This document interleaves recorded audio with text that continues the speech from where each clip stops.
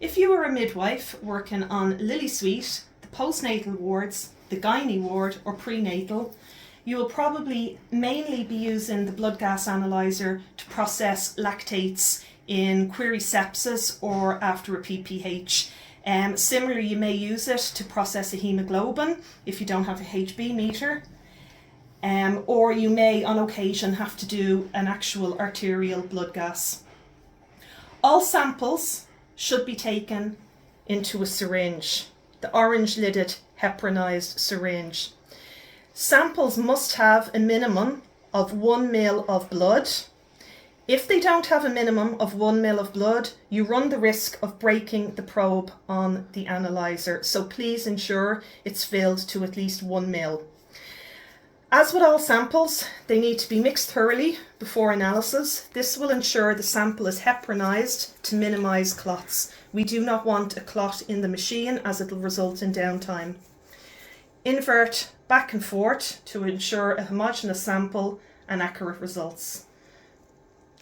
Remove the lid and get rid of the first drop of blood onto a piece of tissue, ensuring no air pockets.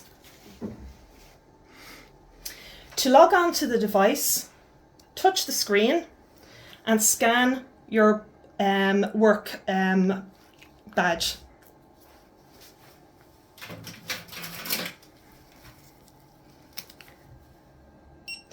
The barcode scanner is at an angle, so be sure to hold your badge at an angle when you're scanning.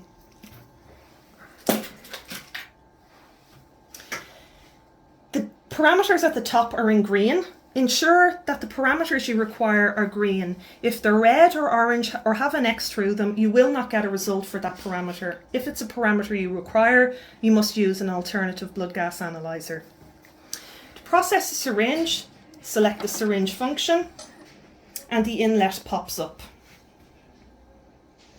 Hold the syringe to the inlet and push back. It's spring loaded. Push back until it stops.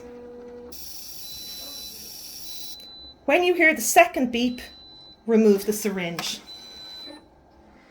It'll default to pH and gases, but if you don't want them, for example, if it's just a venous sample and you want a lactate or a hemoglobin, select them. Ensure whatever parameters you require have a tick and whatever parameters are not clinically indicated are not ticked.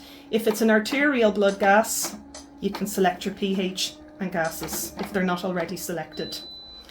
Now enter the patient hospital number. I'm entering a dummy one for training purposes, but please ensure the correct hospital number is entered. The H0 is not too important as long as the core number is correct. Press enter and using the keypad icon, enter the patient's surname.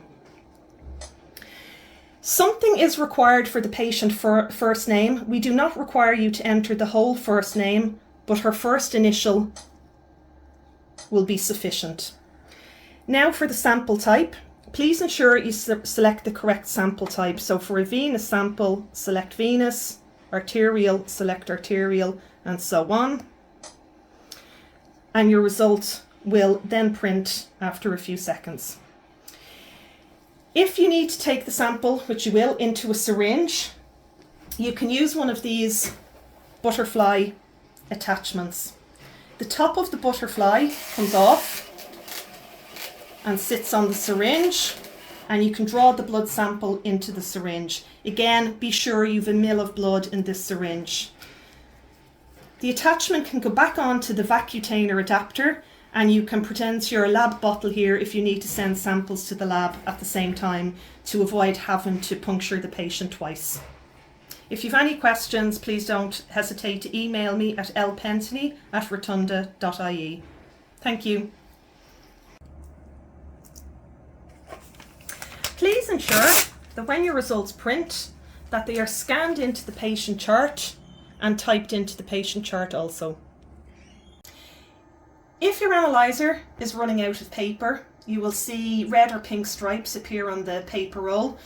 To replace it, click down on the white button to unlock the lid, remove the empty paper roll and insert a new roll, paper presenting from the underside with the shiny side out. Close the lid and press down on each side where the arrows are, and your paper is now replaced. There should always be spare roll by your analyzer at all times. Please remember the following key points. Blood gas analyzers are located as follows: 2 in delivery suite, 2 in NICU, 1 in theatre in the recovery room, 1 on the gynae ward, 1 on postnatal, and 1 in ER. Never share your badge access with other users. All actions are traceable back to your ID. Please always enter the correct patient MRN to the device. This is mandatory. Result interpretation is the responsibility of the caregiver. For any tests that can be repeated in the main lab, for example, hemoglobin, sodium, potassium, bilirubin, etc., action should not be taken solely on the point of care result without confirming in the lab first. For any queries, please contact me by email, lpensney@rotunda.ie. Emailing me is a more efficient way for me to get a response, as I'm often away from my desk given the nature of the job, and I will get back to you as soon as I can. Thank you.